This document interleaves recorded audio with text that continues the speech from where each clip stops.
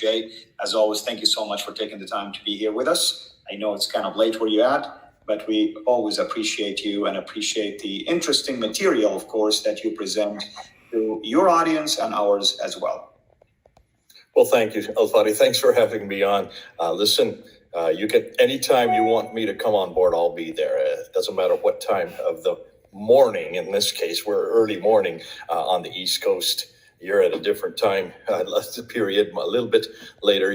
We are your future. But talking about the future, this is, I think what we're bringing up tonight in this program, and certainly this material, I think is going to be groundbreaking in the future. This is coming out of primarily the German school. Now, why did I say the German school? Because the Germans have been working on this probably longer than anybody else. And those of us in the English-speaking world haven't really heard much about it, or haven't either paid attention to it, or if we have, we've dismissed it because we don't understand it, or we don't want to come to the conclusions that this new research will force us to. So you can see why there's a reticence in the West, the English-speaking West, because Germany is the West, to really take heed or to take it seriously, and that's unfortunate. Nonetheless, the Germans have just been moving lightning speed ahead of the rest of us, and so it was only because of Thomas Alexander. You know him now, you've met him, Thomas Alexander, who is a German himself, who a number of months ago was writing on my PfanderFilms, and he was writing amazing descriptions and coming up with questions and coming up with categories that in the description, not the description, sorry, the comments on the YouTube, you know, you have them on yours as well. I don't know if you take time to look at the comments. I do. I love to look at the comments on my videos. And when you look at the comments, you pick up people that are astute, you pick up people that know the material, and you especially pick up people that are asking the right questions and are engaging in the right discussions. And I love it when I pick up someone like Thomas. And I did so. And I said, get in contact with me. Who are you? I had no idea he was German. I didn't know who he was. His name was Thomas. Well, that's a common name. And he did. He contacted me and he started saying, you're getting some of this right, and the people you're bringing on board are really pretty clever. You've got Mel, who's doing a great job, and you've got this guy, Odin, who is, there's an awful lot of, the guy knows his material and has such a breadth of knowledge. He says, but there's some areas that you are failing in, and you're not really picking up, and you're not aware of, especially when it comes to the Quran. Especially when it comes to the Quran. That's why I'm wearing brown tonight, because this is the Quran material. And I said, well, okay, what is it? Tell me. So I said, would you be willing to put your face in front of the camera, which he had never done before? And he thought about it for a while, came back fine. He says, yeah, listen, if I'm going to be introducing this to you, it doesn't make sense if I don't have my face there. There's nothing here that's incriminating. There's nothing here that's hateful. There's nothing here that's Islamophobic. This is just straight textual criticism. That's what it was. Textual criticism. Now, Al-Fadi, that's what you're doing. Your doctoral thesis is on this, isn't it? You're using textual criticism. Before we even get out, because that's a big word, what does that mean to you, Al-Fadi, textual criticism? Well, I mean, obviously, textual criticism in general, it's the attempt to try to discover the original script, the original copy. So in the case of the New Testament, for instance, we know we have different families of manuscripts. So can we really know what was the original writing of the apostles? What did Paul actually write? Is what we have today exactly what Paul wrote? And obviously, the more evidence you have and the more comparisons and analysis you have of wording and sentence structure and many other factors, of course, can lead scholars to believe that the original writings is so close to what we have, and oftentimes it's a high percentage. I think it's like 97 or 98%, of what the authors wrote is what we have in our hand today. So it's really an attempt to go back to the original writing. In the case of the Quran, of course, this hasn't been done to that extent, right? So that's what we're trying to do now. could we go back and find the original, let's say, writing of this book called the Quran? And obviously, you have to wrestle now with a period of time that is so complicated, so confusing. You have about 200 to 300 years period between what is known as the standard Islamic narrative, traditionally when the Quran was revealed, to what we find later as the Quran becoming more of a fixed text, if you wish. So I'm focusing on the fluidity of that period. What happened? And can we attempt, at least if possible, to go back as early as possible to the original writing itself? Isn't it interesting when I asked you the question, how would you define textual criticism? The only example you could give me was the New Testament. Immediately you defaulted back to the New Testament because really textual criticism has matured, has really been, well, it just wasn't created on the New Testament. It's gone by leaps and bounds because of all the enormous amount of doctoral research. For almost 150 to, I would say even 200 years, since the 1800s, they have done textual analysis of the New Testament and of the Old Testament, looking at the codicology, looking at the manuscripts, looking at all how the Greek language changed, where were the earliest fragments, how can we date them? All of this has really matured this whole textual process over the last 200 years because of the New Testament. But as you said at the very ending, this hasn't really been done to the Quran. And that's why we are now changing our gear, putting our focus onto the Quran itself. And we're not at all interested in the Islamic traditions, the standard Islamic narrative, because as you say, what the standard Islamic narrative has told us about the Quran is 200 to 300 years out of date. And what they've told us about the Quran in the 7th century, though they're writing this in the 9th and 10th century, have made mistake after mistake after mistake after mistake. And the reason you can see that is because it doesn't make sense. The Quran they're talking about, this proto-Quran, this Ur-Quran, this archetype that they always refer to, they call the Uthmanic recension. And they give a name to it. And it's a person who was ruling between 646 to 656, but between around 650 to 652, he was the one that created the Quran as we have today. That's the standard Islamic narrative, and you heard it, I've heard it, everybody's heard it, and this was being created in Medina, in the Hijaz, in that central part of Arabia, where there's a desert and there's nothing there. And as we've said over and over again, you and I have mentioned this, I mean, so many people are saying this now, if there's no water, there is no food. If there's no food, there are no people. There are no people. There are no towns. There are no towns. There's no cities. There is no civilization. And if there's no civilization, then there is no need. There is no way you're going to have a Quran or a Proto-Quran created in such a desert environment. Yes, there are oases there that have hamlets, but you don't create an entire civilization, and you don't create an entire language, and you don't create an entire set of dialects. Multiple dialects in little hamlets of just a few hundred people in just 22 years. That's the problem. So what the Germans have been doing and what they have said is, well, you've got to put this all together. You need to look and see what's happening politically. You need to see what's happening theologically. You need to see what is happening with the text itself, because the text itself reflects what's happening both politically and theologically. You can't divorce yourself from that. In the 7th century, not today. Today, we don't have politics impacting on our theology. Well, not as much.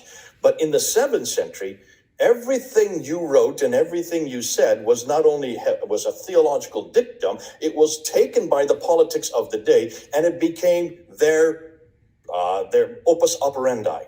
Everything they did was because of their God. Everything they talked about was because of who they represented. Their coins show this. The mosaics on the walls of their palaces show this.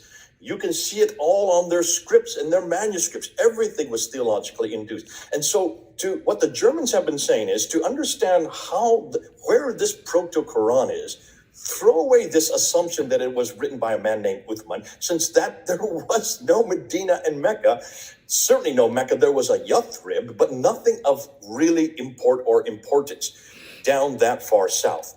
You need to go to Damascus. You need to go to places like Ctesiphon, which is today Baghdad. You need to go to Jordan. You need to stay up in the north because that's where the civilizations are. That is where the religious discussions were happening. And that is where Christianity was in control. And it was in control all through the 7th and up into the 8th century. There was no Islam in the 7th century. There were no Muslims anywhere in the 7th century. We don't have any Quran, Arabic Quran, that is anywhere close to the one I have here. This one I always put up, this little Quran. This did not exist in the 7th century. Now, how do I prove that? Well, just go back to the 7th century. That's what the Germans have been doing. They've been going back to the 7th century, and they've been looking at the theological text of that time and that place and those specific days. And what have they found? Well, lo and behold, they have found what we all know. Nobody has ever doubted this. We've always known this, that the language of that day was Aramaic. All your liturgy was done in Aramaic. All your hymns, all your homilies, these are preachings, these are sermons, were done in Aramaic. Why? Because everybody in that area were Christians or Jews or pagans, not Muslims. Oh, there were Zoroastrians in the east. Yeah, we know that, in Persia, what is today Iran, parts of Iraq.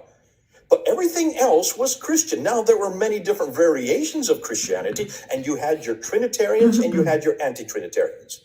I'm just being as simple as possible. There were many in between with many different juxtapositions. There was a real soup that was percolating there in the East. And that's why when Heraclius destroys the Sassanians in 622, and then decides to leave the area because he was having so much problem over in the west on his western borders, he then pretty much gave up on what he had destroyed and left it to the Arabs that he had now freed. Those Arabs were almost all Christians.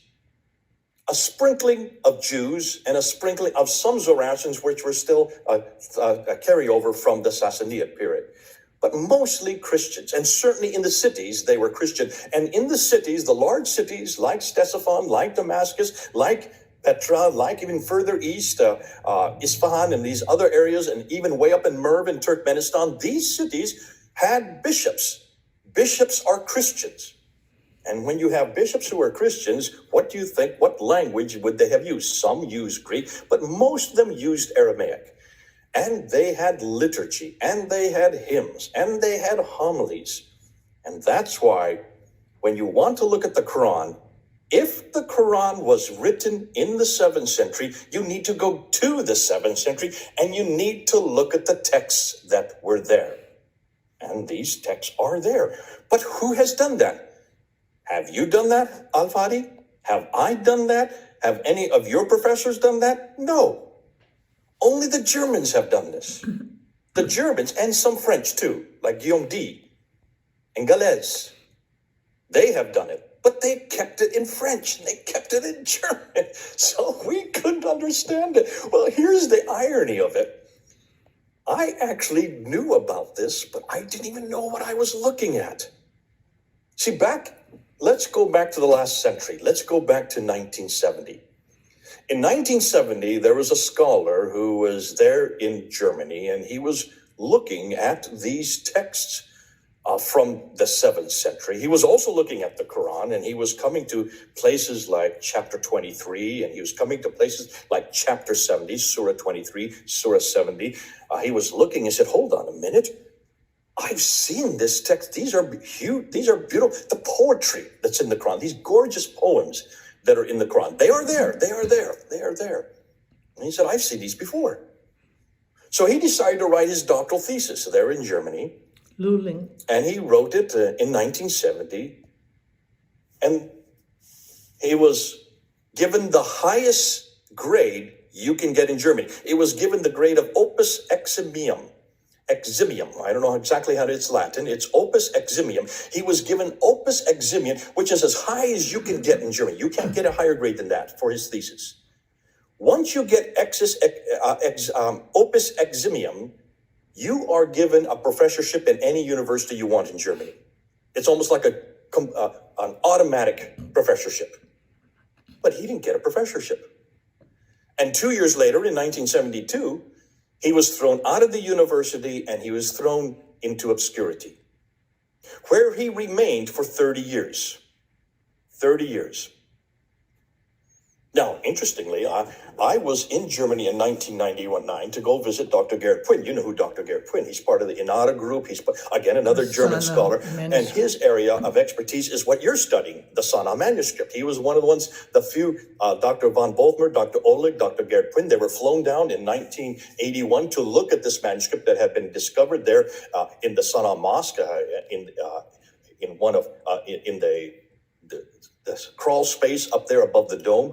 And nobody, when they found it, they didn't know how to read these manuscripts that had fallen to the ground when they opened up a trapdoor. And the reason they didn't know how to read it, because it had no diacritical marks. It had no dots, no vowels, no harakat, no ijams, none of these. And so they flew down, Dr. Gerrit Puin, Dr. von Bothmer, Dr. Oleg, and to look at this text. And of course, they saw immediately what was going on here, because these are three of the major scholars on the what we know as the primary, the archaic Arabic from the 7th century, which only had about 16 letters. It didn't have any dots and vowels that early.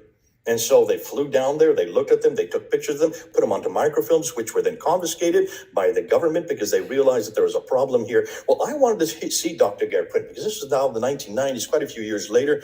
They have been finally given their microfilms back in 1997. They had been given their microfilms back. And I wanted to go see him in Germany. I went to his house and he wanted to introduce me to this man named Dr. Gunther Lulling.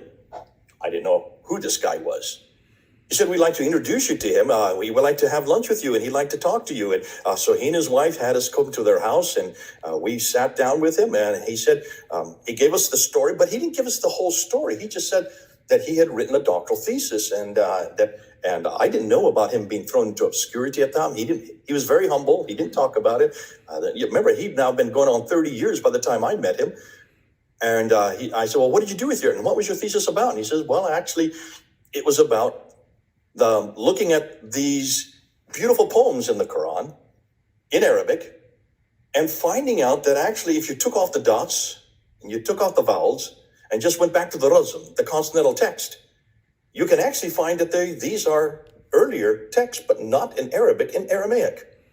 These were hymns in Aramaic, written in the 4th, 5th, and 6th century, some of them by Ephraim in the 4th century. And I recognize them because I have them right here in Aramaic. And so he wrote this thesis. And I said, well, where is your thesis? He said, well, it's right here. And he showed it to me. It was all written there. 30 years old, almost coming on 30 years, 25 to 30 years. It was just in German, obviously, written on a typewritten copy. And I said, what do you plan to do with that? I didn't really think through the imprint of what I was saying. He said, well, would you like, and he asked me, would you be able to get this translated into English? I said, certainly. He said, well, here, I've already translated into English. So he showed us the English copy. We took it back to London. And I said, listen, we'd like to get this brought down to layman's terminology, because if you know anything about academic German, Al-Fadi, when you have one sentence, it could be 400 words long. And you try to begin the sentence, and by the time you end the sentence, you can't remember what the beginning of the sentence was like. So we wanted to get it down and break it down so it could be usable and, of course, understandable. Now, that was, I think, 1999. By 2003, he then took it and got it published in India. He couldn't get it published in Germany, obviously, so he got it published in India, and here it is. This is it. I think you've got a copy of this, don't you? Yes, I have a copy at least of 2 of these books that you are going to showcase right now. This is one of them. It's called A Challenge to Islam for Reformation, which is a terrible title. I wish he hadn't used that title. That is important. This is the title right here. Let me just read it to you. It says, the rediscovery and reliable reconstruction of a comprehensive pre-Islamic Christian hymn hidden in the Quran under earliest Islamic reinterpretations. So basically what he's saying is much of this Quran, this archetype, this proto-Quran is made up of Christian hymns. Well, that's where I lost contact with him, because once he had it published, I had done my work and I left. And so went, and I didn't really think about him, didn't hear about him, didn't know what had happened to him. I didn't really keep in touch with him, because then everything else broke loose because of 9/11. And of course, once 9/11 it changed all of our ministries, and we all moved into other many different areas. And I left the whole study that I had been doing on the Quran at that time. And it wasn't until I met Thomas a few months ago when Thomas started talking to me about this guy and mentioned that, that English translation that got translated and sent and was published in India and now is all over the world, that resurrected him. It resurrected him. So by the time he died in 2014, he was finally given the accolades that he should have had deserved way back in 1970. We're talking about 40 years, 45 years later, before finally getting the accolades he deserved. Now, fortunately, that's because we got what was German, brought it into English. Because of what Gunther Lunig did, and because of the impact, Christoph Luxemburg then decided to follow suit. And Christoph Luxemburg also knows Syriac, and so he was also a Syriac scholar. Another German, though he's from a Lebanese background, so he knows Syriac, and he decided to go and try to unpack what we call the dark passages of the Quran. These are about 25% of the Quran is just not understandable. The scholars don't know what to do with it. They don't know how to unpack it. They don't understand it. And because of that, they have just left it alone. And you know this, and I know this, and there's lots of you. Look at those letters before each one of those lam, aleph, mim. What are they doing before the chapters of the Quran, the different surahs? We don't know what they're there for. No one knows what they're there for. They're still there, but no one has really unpacked them.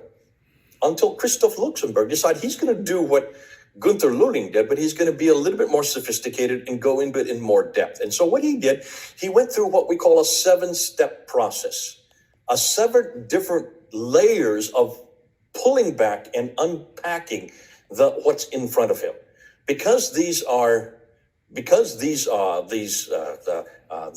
dark passages are not understandable. We wanted to find out how to understand them. So he went through I'm going to go through the 7 processes. They're very simple to understand. And this is basically classic textual criticism. This is what every textual analysis or any textual critic should do with any piece of artifact or piece of literature that is not understandable, that has been translated from one language to the other. And this is what you do. What do you do the first thing? Well, the first thing you do is you go back and you try to find an understanding of the text you're looking back. So you go back to Al-Tabari in the 10th century, and you look at his tafsir. That's the first thing he did. So he started with the commentaries. Al-Tabari is the best, because Al-Tabari takes everything and puts it all together and lets the reader come to their own conclusion. And he did this before 923. So we're talking about the 10th century, which is quite late, because you're talking about a text that was written in the 7th century, now being trying to understand it in the 10th century. So you're not going to get too much that'll help you understand it there. So he didn't get too far with that. So the next step, number 2, he then went to what they call the Lisan al-Arab, which is the tongue of Arab, which is the Arabic dictionary put together by Ibn Manzur in 1290. To look at words. Look at the Arab words. See if you can understand the words, and then look at the context. Does that make sense? That helped a bit, 1 or 2 things, but still an awful lot still didn't make sense. So the third thing he did was he then went to the Aramaic, and he looked for what he called homonymous or synonymous roots in Aramaic, but would have different meanings. So the same roots in the Arabic and the Aramaic, because they're very similar. Arabic comes out. They're both Semitic languages, so they have similar roots. And by doing that, he was able to find quite a few different synonymous roots in Aramaic. So he knew he was onto something, because he had already been made aware of this by Gunther Luning beforehand. So he knew if he went back to the Aramaic, he could do what Gunther Luning had done with the hymns, he was now doing with these dark passages. Number 4, then, he then took off all the diacritics, all the dots, the 5 dots and the 3 vowels, but mostly the dots. He just took them away and then tried to rearrange them with other dots and see what would happen. And that helped him a little bit. That was the 4th thing. And then he went to the Aramaic roots of using different diacritics. So he then reimposed the diacritics in the Aramaic text to see if that would help him. And he started to find all kinds of new words that made sense in the context of the verses that they're in. He started unpacking a whole slew of them by going back to the Aramaic and reopposing the dots that had been Arabic dots. He put the Aramaic ones. Number 6, he then tried to retranslate the Arabic words back into the Aramaic using the semantics of the Syro-Aramaic word. Basically, he just did what everybody should do whenever you're translating, reverse the process back from Arabic back to the Aramaic. The assumption, of course, is that it came from Aramaic to begin with.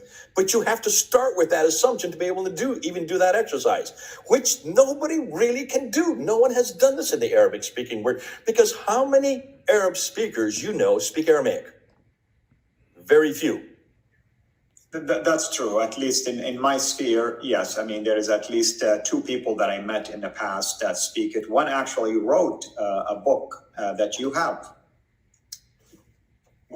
This guy right here. Right. And why does he speak Aramaic? Because this is his language. He is Aramaic speaking, but they're almost all Christians. See, Arabs or Muslims do not speak Aramaic. Why would they? It's a Christian language. So there'd be no reason to. And there has never been any need to, because everybody's just assumed Arabic is the original language. This is the language that's in heaven. This is the eternal Quran, always written in Arabic, has never been written in any other language. If you come with that viewpoint, and that blinkered viewpoint, that narrowed view of the Quran, which every Muslim has come with, which every Western caller has come with, which everybody has been told, including you, myself, all of my teaching, all of my training has told me that Arabic has always existed. It is the eternal language. It exists on those eternal tablets. That's endemic to the Quran. It's in chapter 85, verse 22. That God would protect from being changed. That's in chapter 15, verse 9. That you cannot take one word or one sentence and change it. No human has the possibility to change it. That's in chapter 10, verse 15, and chapter 18, verse 27. So it's endemic to the Quran itself. The Quran makes these claims. If the Quran makes these claims, nobody is going to look elsewhere. There's no reason to look elsewhere, because Arabic is God's holy language. Is his eternal language. It has always existed on those eternal tablets. Can you then see why what Gunther Lulling and Christoph Luxemburg were suggesting shuts everything down? Because this is starting from a completely different presupposition. Nobody has dared to even suggest that maybe the Ur-Quran, maybe the Proto-Quran wasn't Arabic. Maybe it never began as Arabic. So then he had one more step to go, and this is the 7th step. So the 7th step was to find the lost meanings of Arab words using 10th century Syro-Aramaic lexicons. So he went back, instead of using Arabic lexicons, he used Aramaic lexicons. Once he had come to the 7th layer, he was able to reproduce all of this entire what we call as dark passages, this 25% that no one was able to reproduce. Now, that was done in around 2000, the year 2000. So 22 years ago that happened. And this book has been out for 22 years. But hold on a minute. Why haven't we picked up on this? Why haven't I picked up on it? Why? I was part of the discussion way back in the 1990s, and I didn't even think about it. Because I wasn't prepared to change my presuppositions. No one around me was prepared. In the English-speaking world, we haven't been prepared for this. But the Germans were way ahead. That's why they're so far ahead. And that's why we've got to wake up to what's been going on. So this has been around since 1970, Al-Fadi. Now, that's happened, those 2 books. Now, I just want to give you a 3rd book, and you've already mentioned it. And this is by Gabriel Salma, called The Quran, Misinterpreted, Mistranslated, and Misread. The Aramaic Language of the Quran. Here's what's fascinating. What he has done and what he's saying is, listen, you people, we're the Aramaic speakers. We've been speaking Aramaic for centuries. We understand the Quran because where do you think it came from? It came from us. But no one has been listening to us. No one has been paying attention until Gunther Lulling came upon it by accident. And then, of course, Luxemburg took what Gunther Lulling did and expanded upon it. But see, they're not native Aramaic speakers. Gabriel Salma is. And almost all of the ones we're going to have to go back to are the original Aramaic speakers. Because if you want to find out what the Quran is, you need to ask what these men have found. And this is what they're telling us. What they're saying is all of this material. Now, we're not talking about all the Quran. Please, don't misquote me on this. They're not saying all the Quran, because the Quran that we have today is a product of the Abbasid period from 749 and later. The proto-Quran is what I'm talking about, the original parts of the Quran, the beautiful poetry, most of these theological themes, most of the discussions, most of the stories about Abraham and Isaac and Jacob, the references to Jesus, all of these stories that we call our biblical stories are and have antecedents. And almost all of those antecedents are either Jewish or they're Christian Aramaic, or they're Syriac Aramaic or Nabatean Aramaic. They are either lectionaries or they're homilies, which are preaching events, or they are hymns with explanations by these teachers who are trying to teach students on how they are to use these hymns and what they're to say. Now, here's what's interesting. With that in mind, can you see what this now says about the Quran? Well, obviously, you can see where this is going. Remember when I came on your show about a month ago, a little over a month ago, and we introduced some of the, we call them sin sifters. These are the ones that put in the sift and they find out what comes out underneath. You find it, you put in there. So what we have been doing and what Gunther Luling has been doing and what Christoph Luxemburg doing, they're sticking the Quran into here, and what they do when they sift it through, what they're finding that comes out the end, when they go back to the original text, what they're finding is these lectionaries, these homilies, these preachers, or these teachings, or these sermons, and these hymns are all about Jesus. They're all lectionaries that were these are liturgy that are done in the church. You've been to churches where they do this. I've been to churches where they do this. Even today, you have liturgy. It's not scripture itself. This is not scripture, folks. Okay? We're not saying that this is scripture. This is not word for word right out of the Bible. No, these are lectionaries. And what they tend to be, they are memnonics. Memnonics means that they are memorized texts that follow a theme, and they usually have types of words at the end that are what's the word I'm looking for? That they rhyme. So they have rhymes so that you can memorize them in catechisms. And to memorize them in catechisms, you need to have rhyming words. So it helps you. Memnonics means be able to memorize things. So you have memorizing entire poems so that you can repeat them and then get your, by doing that, you get your catechism. But that's how you learn your theology. And that's how the church would teach its theology, through these hymns, through these lectionaries, and through these preaching, these sermons. I better call them just sermons. So when they did this, they were doing this because of the need to train the people in the church, the scriptures. But they didn't just give them the scriptures, they gave them these lectionaries of liturgy, they gave them these sermons that unpack scripture, and then they gave them these hymns, which are beautiful poetry, so they could sing about the Lord Jesus Christ and know about what his salvation, and understand what and who he was and what was demanded of them. Let me give you two examples. Open up your Quran. I don't know if you have a Quran in front of you, Al-Fadi, but do you have one? I have one online if you want me to go to that one. Okay, go up to chapter 23, and let's just show you what we're talking about. Here's an example. This is one actually that I put up online with Odin. Odin actually brought this to my attention, and he brought it up because of Guillaume D. Guillaume D is a French scholar who's done much the same thing.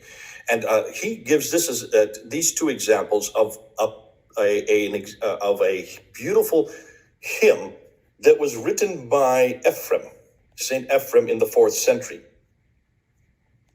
And so it had been well known in that part of the world. And when you look at chapter 23, look at the first, verses 1 to 11. I won't have you read it all the way through, but you can, if you look at verses 1 through 11, and if other people are watching this, open up your Qurans if you have them. And it talks, well, the first 5 verses talk about the obligations of the believers. So it's for believers. Do you have it in front of you there? Yes, I do. Okay, just read it in English so we can understand it. Verse 1, verse 2, verse 3, verse 4, and verse 5. But only read the part that's from the Arabic. Don't read the commentaries, okay? Well, I just have the Quran only without commentaries here, Arabic and English. So you want me to read the English? Yeah, but otherwise people won't understand. Listen, you can read Arabic, but we're going to sit there befuddled because most people don't know what you're saying. So read it in English so we can all understand it. All right.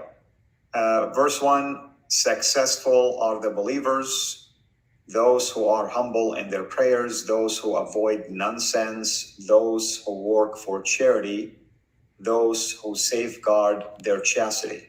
Okay, right there. So there are 5 things that a believer must do. To be a good believer, well, actually, there's 4 things they must do to be a good believer. One is they must do prayers. They must not use bad language or evil talk. They must pay their zakat or their tithing, and they must guard their chastity. Okay, so those are the 4 things the believer does. Now, skip number 6 and skip number 7 and go to verse 8, because this is where it continues. Okay. Verse 8. 8, 9, 10, and 11. All right. We'll do the same thing in English. Verse 8, those who are faithful to their trusts and pledges, those who safeguard their prayers, these are the inheritors who will inherit paradise, wherein they will dwell forever.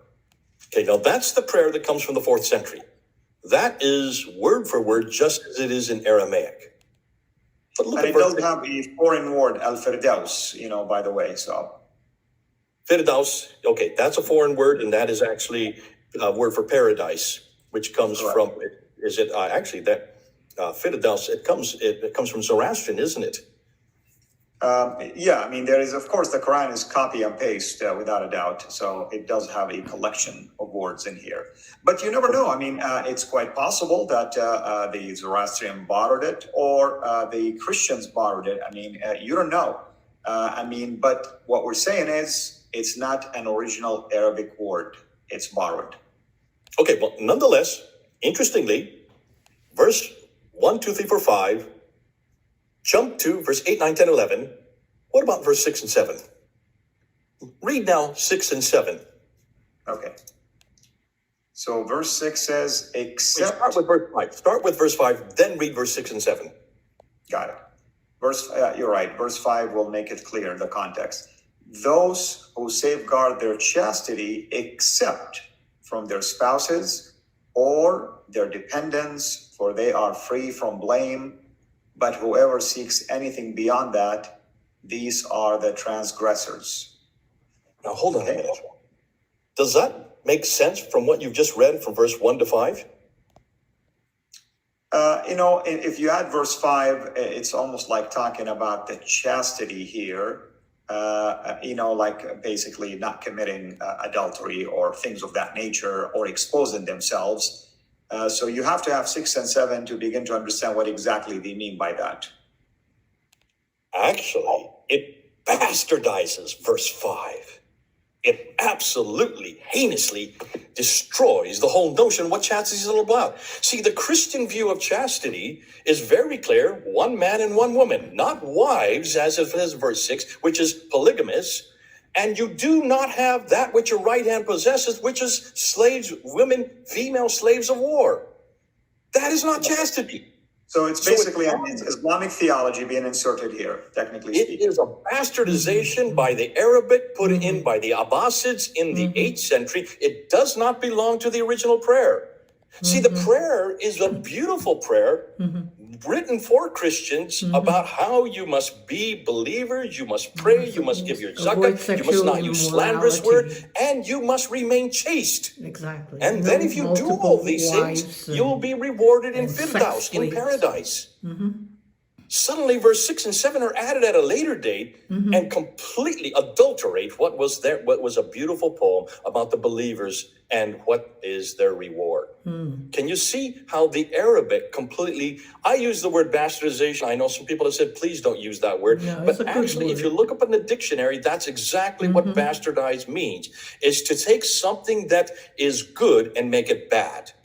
They have completely degenerated the entire poem.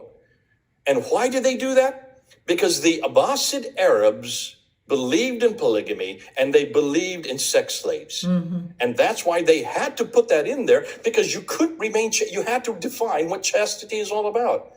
And I'm saying, can you see then how what the Quran has done? The Abbasids have taken what was beautiful. These are beautiful hymns. And what's interesting, if you look at these 11 verses without 6 and 7, you can show that there's mnemonics used all the way through.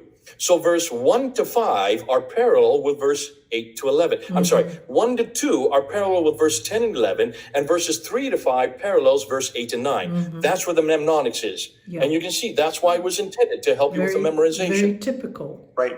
And also, Jewish Christian writing. Destroys that mnemonics and destroys that pattern, proving that these were added at a later date. And also, in addition to that, verses 1, 2, 3, 4, 5, and then 8, 9, 10, and 11, it makes sense. There is virtues here that are being listed, technically speaking. Virtue and rewards, right? If you hold to these verses, that's beautiful. And that's what Christianity has always done. These are the things that God demands of us. And if you do these things, if you keep chaste, but chaste has nothing to do with multiple wives and sex slaves. That's what's horrendous, heinous. Now, in chapter 70, it does the very same thing. In chapter 70, verses 25 to 35, from verse 25 to 29, you have the obligations, and then you come to the word chaste. And again, it bastardizes the word chaste in verse 30 and 31, and then it returns to its poetry from verse 32 to 35. These are the rewards. Again, it's much the same hymn that is repeated in chapter 70 with the adulteration that's introduced there on the word chastity. And Guillaume D has done us a great favor, because what he has shown is that these beautiful hymns, these beautiful lectionaries, these beautiful sermons that were meant to make us pure, to keep us close to God, and also to follow his example, have been taken and they've just been adulterated with this horrendous view of women, and this horrendous view of families, and this horrendous view of marriage. And that's why we need to take these hymns, put them through the sifter, and get back these, not hymns, they're not hymns in Surah 23.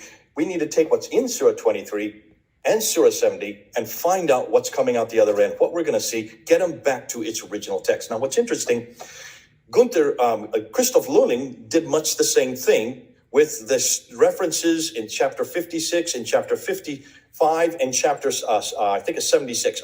We don't have time to unpack it because I see we only have 50 minutes to go, and I have a number of things yet to say.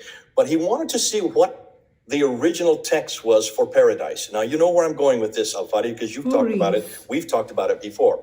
When he went back and looked at and unpacked what was in paradise, waiting for men, these huris. And these huris are women who are pure, who have transparent, beautiful, translucent skin.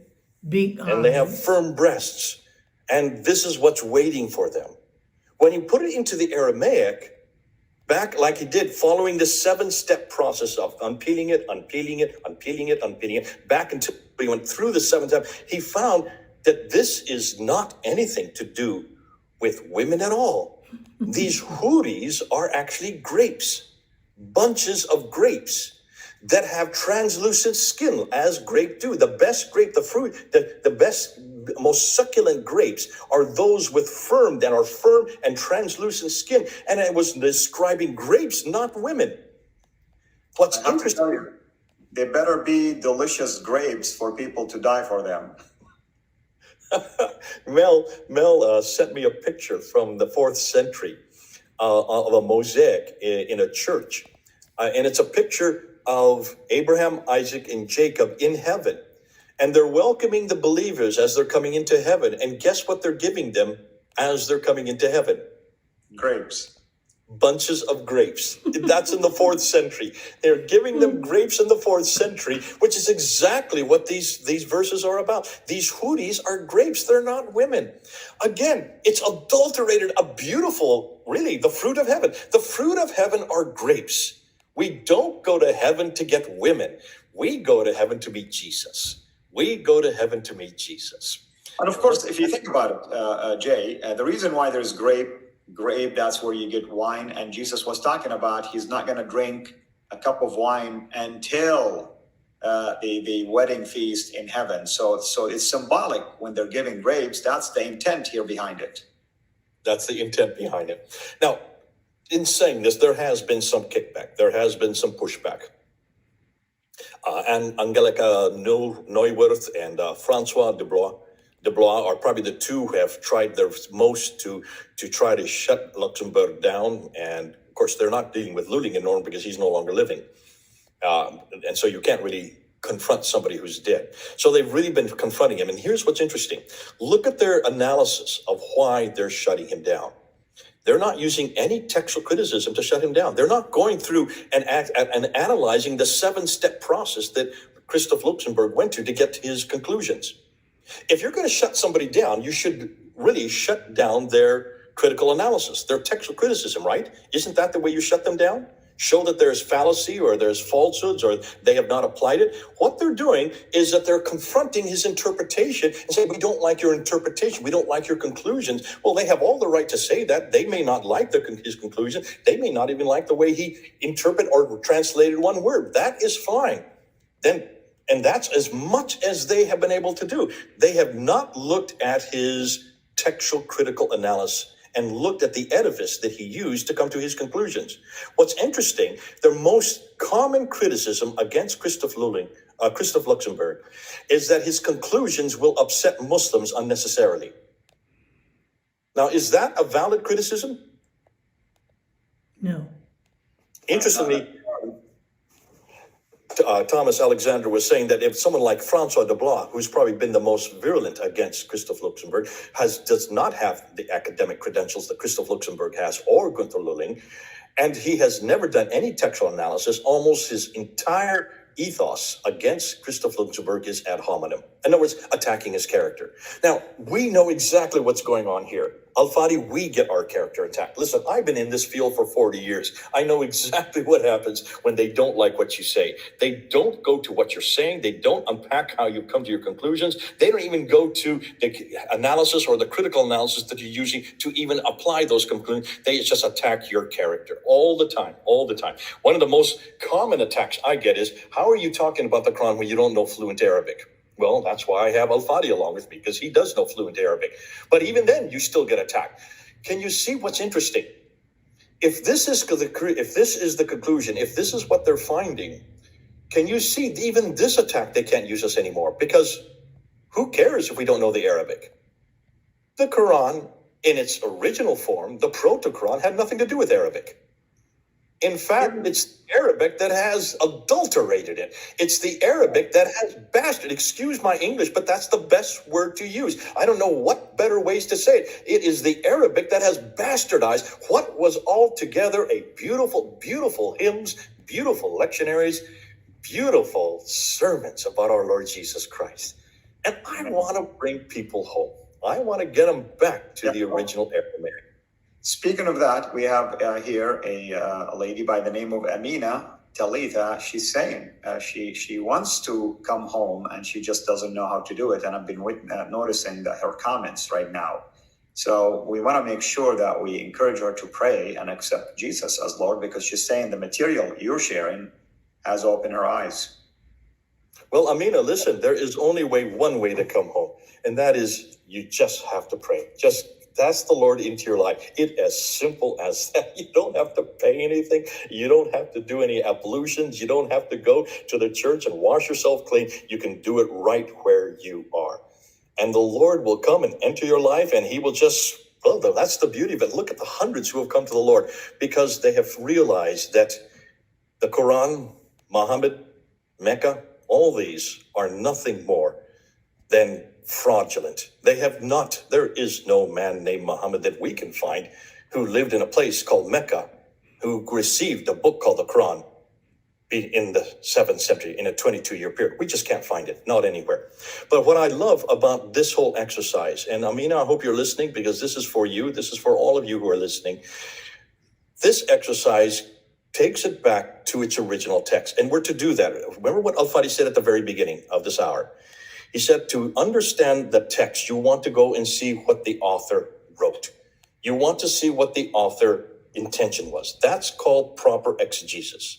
Eisegesis is to impose upon the text what you want, which is exactly what the Arabs did, what the Abbasids did after 749. They imposed on these lectionaries, on these hymns, on these sermons, which were written in the 5th, 6th, and 7th century. They imposed their Arabic read. Now, here's what I'm going to do now. I'm going to show you there are 3 different stages that the Quran has gone through. And and this is fascinating because everybody needs to pay attention to this. Once you take what is beautiful about these hymns, on these sermons, which were written in the 5th, 6th, and 7th century, they imposed their Arabic read. Now, here's what I'm going to do now. I'm going to show you there are 3 different stages that the Quran has gone through. And and this is fascinating because everybody needs to pay attention to this. Once you take what is beautiful about Jesus, about Christ, about a pure living, about being chaste, and the rewards for those who are pure and give their tithe, and who also remain chaste and pray to God and keep communication with God, their reward will be in heaven with him again. We can't wait to get there, not for waiting for some women to be there, or we're looking for grapes to be there. I can't wait to eat those grapes. But what's beautiful about all of this, once you take that kind of text, those beautiful hymns and those sermons, and you look at them and you realize you don't speak Aramaic. See, those who actually put the Quran together in the 8th and 9th century later on didn't know Aramaic. Why? Because of Abd al-Malik. Abd al-Malik is the one that introduced Arabic as the lingua franca for the whole area. He is the one that actually took these writings, and he was anti-Trinitarian. He did not believe in the Trinity. He was a Christian. Listen, I think we all pretty well know that he was a Christian, and he was writing these anti-Trinitarian references. He was attacking the Christians. Joe from Red Judaism believes he was attacking the Jews at that same point. That's why he built the Dome of the Rock right on the Temple Mount, the Holy of Holies for all the Jews at that time. But what was fascinating, he was still a Christian. He still believed that Jesus was the Messiah. He just didn't believe that he was God. But he did believe he was the Messiah. He was an adoptionist that believed he had been adopted by God. And so he was fascinated, and as he looked at them and put these inscriptions there, and look at the Dome of the Rock, and look at the coins, and look at the protocols, he was still a Christian. And even when he wrote the word Muhammad Rasulullah, there on the Dome of the Rock, he was referring to Jesus. He was referring to Jesus, not to a man named Muhammad. There was no man named Muhammad in 692 that we know of that lived in Mecca or Medina. Remember, the Dome of the Rock is in Jerusalem, 1,000 miles further north. Now, once you introduce the Arabic text and you put it on the coins, and he made it by 696, all the coins were Arabic. They were all Arabic. Before that, they had been Greek, they had been Aramaic, they had been other languages, even Pahlavi or Persian. But by the time he then introduces and eradicates all the other languages and introduces Arabic as the lingua franca for the whole empire, by the time they realized that they needed to get the Quran together, most of the people did not really know much Aramaic. And certainly those who were in charge of then borrowing all these, because once you need to put a Quran, you need to borrow. And what you borrow what already exists. The problem was what already existed were almost either in Aramaic or in Hebrew. Syriac Aramaic, Nabatean Aramaic, and Hebrew at that time. And when you take the Aramaic and you don't know what it is to begin with, you've got to find, and you put it into Arabic, you've got to basically guess. And when you guess, you then realize that in order to understand it, you've got to have ways of understanding the word you're looking at. So you start adding dots to it. These are called diacritical marks. These are called harakat and ijab. Now, when did that happen? Well, that happened from 736. That's this right here. But before that, you had the manuscripts the manuscripts were starting to be written, but the manuscripts were all written without any harakat. They were written without any dots and vowels. They were just razm. They were consonantal texts. They were Arabic, and they had been borrowed from all these different sources. That's why when you look at the Quran, it's ulta pulta all over the way. There is no chronology. There's no rhyme or reason. They jump from story to story. They don't have any, there's no sense or, in fact, most of the stories don't begin. The stories don't end. There's no transitional phrases to help you from story to story. They jump all over the place and they leave you confused and they assume the reader knows what the stories are about. Well, many times those people did know what the stories about in the Aramaic because they had grown up with them in their Christian churches. So when you start putting the Quran together, I hope Amin is listening and I hope the rest of you are listening. When you put the Quran together, you need to then put your dots where you want to. And if you, Al-Fadi, put your dots where you want to, and I come along and put my dots where I want to, and then someone else comes along and puts their dots, and then someone else, and different cities then have different rules and have different ways of interpreting. There are so many different ways of putting dots on a word, and if you put dots on a word, it changes the sentence. If it changes the sentence, it changes the verse. So that's why suddenly these all start proliferating. And according to Shadi Nasa, there could have been as many as 700 of these different Qurans. It became such a dilemma that by the 10th century in 936, Ibn Mujahid had to choose just 7. 7 then were then enlarged to another 21 by Al-Shatibi in 1194, then need to be enlarged by another 9 by Al-Jazari in 1429. Goodness sakes, that is the 15th century. By that time, there are 30 different Qurans with all different dots, different vowels, 93,000 differences between them. This was such a dilemma that in 1924, they then had to bring it down to 1.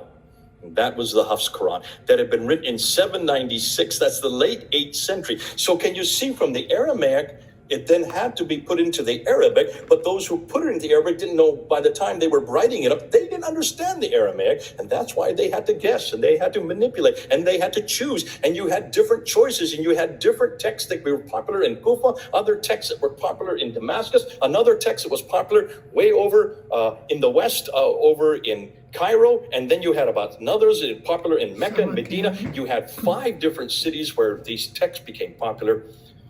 3 of them in the north, 2 of them in the south. By the end of the 8th century, by the 10th century, they then had to do the choosing. Well, can you see? That's what happened. Once you adulterate the text, you can pretty much decide where you want to go with the text. So the Quran we have today, this book that we have today, is an Abbasid Quran. Abbasids came into power in the mid-8th century. They took the capital from Damascus, brought it to Ctesiphon, which they then named Baghdad. And then from the 8th, 9th, and 10th century, they started putting the Quran together.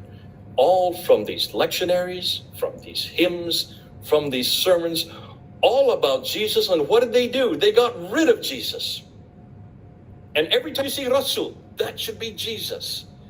That which was beautiful, they adulterated. And in some cases, bastardized. And that's why we need to bring them home. We need to take them back to the original text. We need them taken back to the original hymns. Basically, we need them taken back to Jesus.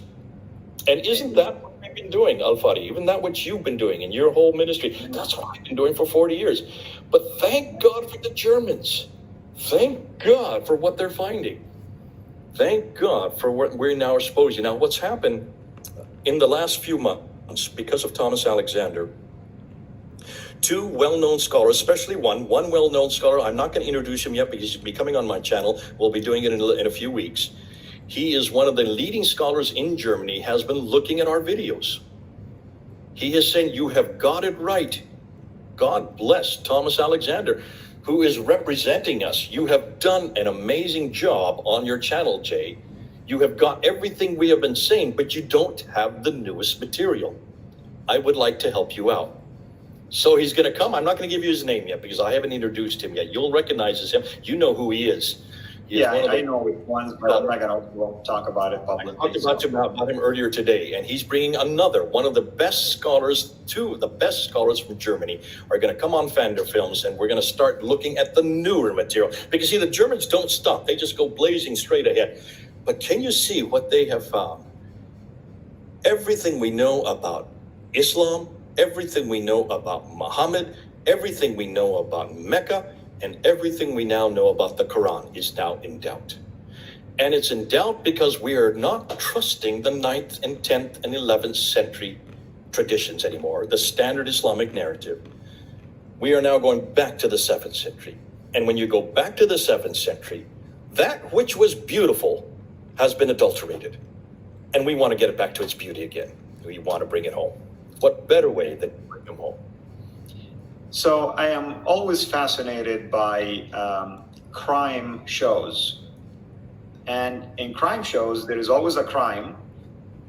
And initially, you make assumptions that this person is a suspect or this person could be the killer. But then at the end of the day, you discover that it was a completely different person. Why? Because you follow the evidence. And that's what we're doing. Islam, as we know it, following the standard Islamic narrative, have killed millions upon millions upon millions by sending them to hell rather than sending them to paradise.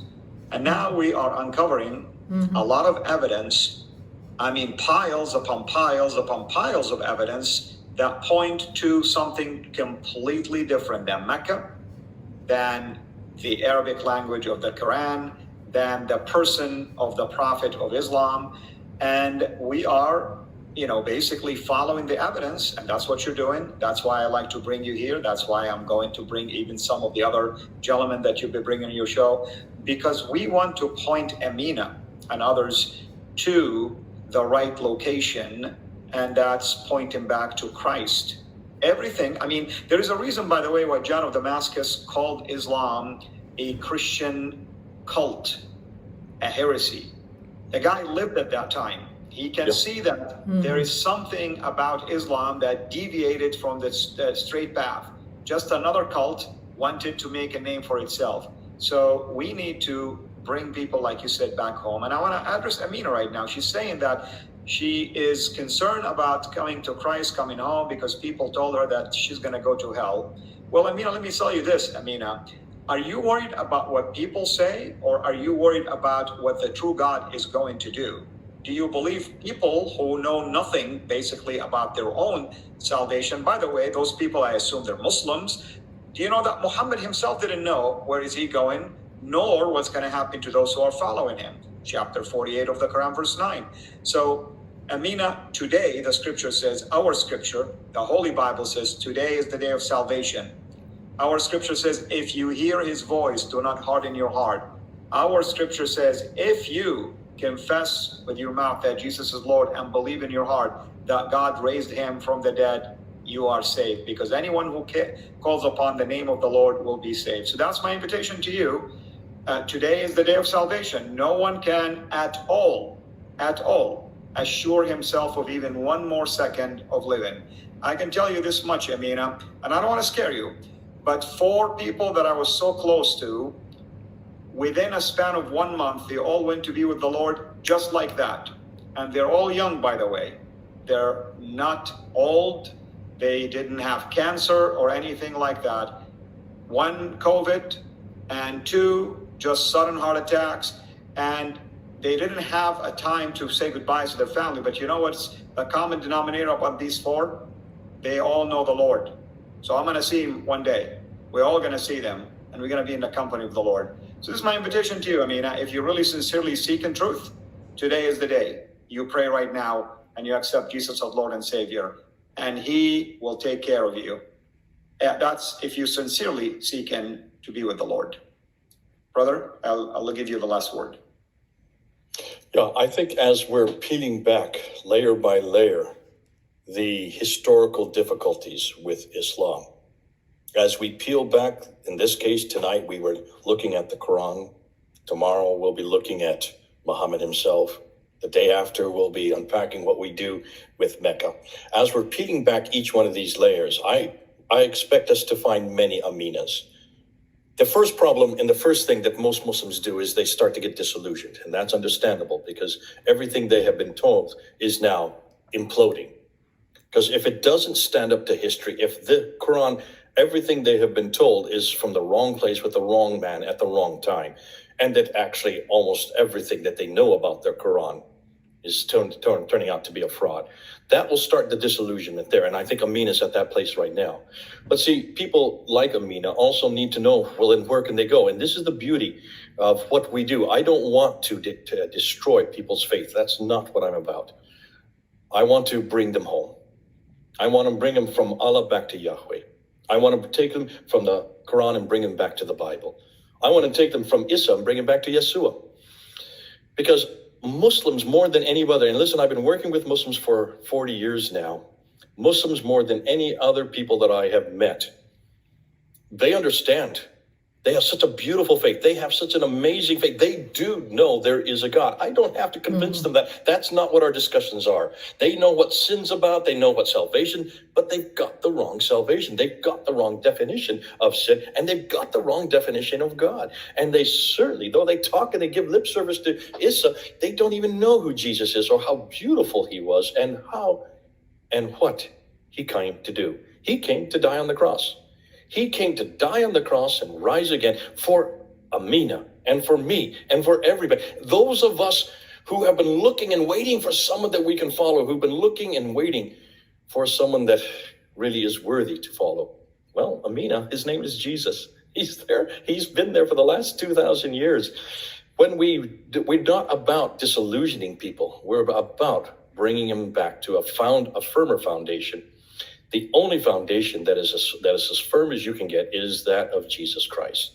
What he did on the cross 2,000 years ago, the fact that he died for us, the fact that he rose again on the third day, destroyed death, so that we can be living and walking and talking with him for eternity. I don't want a heaven where there's women, wine, and song. That doesn't get me excited. Sorry, women, there's nothing against women. I have a beautiful wife and I have kids and I love my wife. That is not what I'm waiting for. I want to be with Jesus again. I want to be walking and talking with him like Adam and Eve were talking and walking with him at the very beginning. I want that. I want to be in his presence again. I want to get home again, and I can't wait. Don't forget me there any quicker than I have to. But can you see, that is what Jesus has promised. That's what he's always promised.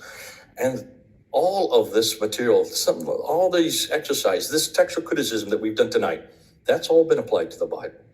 And the Bible is the only book that has passed every test. The person of Jesus Christ, the historical, not the Christ of faith, the Christ of history, did live 2,000 years ago, did die 33 AD and rose again. And the fact that he died and rose again, I know that I am saved. I know that my sins are taken care of, and I know that I'm going to be with him. And I want to make sure you're with us as well. I mean, I want to see you in heaven as well. The only way you can do that is to admit what he did for you 2,000 years ago. God bless you. It's been great being with you, Al-Fadi. These are the kind of talks I do love to go. It's good that you got us on board because these are the kind of talks that actually answer the question for not just for Christians and Muslims. Also, we're finding atheists and humanists. They like that we're doing this because we're speaking their language. We're speaking their language in that we're asking not what our testimony is, but is it true? That's what we're trying to answer. Is it true?